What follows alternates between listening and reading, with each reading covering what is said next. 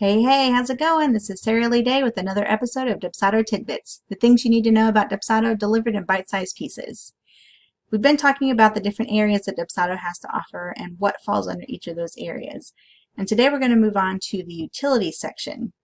Now, utilities, over here on the left, is another one that has a drop-down section.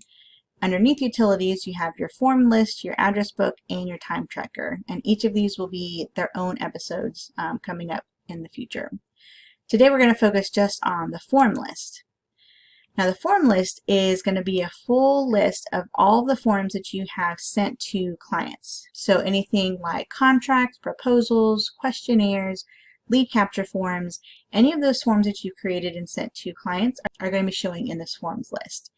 And in this list, you'll be able to see the name of the form. So if you've named it lead capture or workflow strategy proposal or whatever you've named that form, you will see the form name here. You'll see the client that form was sent to.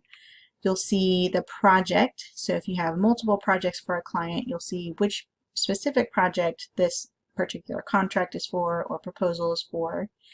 You'll see the kind of form, so that'll be your contracts, proposals, questionnaires, sub-agreements, lead captures.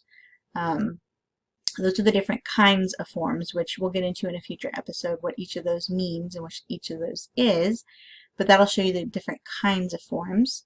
The date that it was added to your client's project. Then the sent and completed columns are going to show check marks, and it'll either be a check that it was sent and a check that it was completed, or it'll be blank if it was not sent or completed, or it may be checked that it was sent and not checked that it was not completed yet. And then over in the actions column, you'll have a trash can for deleting any of these forms. And really the only reason you would want to delete forms is if they were test forms or forms that maybe you added to the client project but never sent it to them and their project is over, or they decided not to work with you for some reason. If you wanted to kind of clean this up a little bit, you could go in and delete all of those forms in here.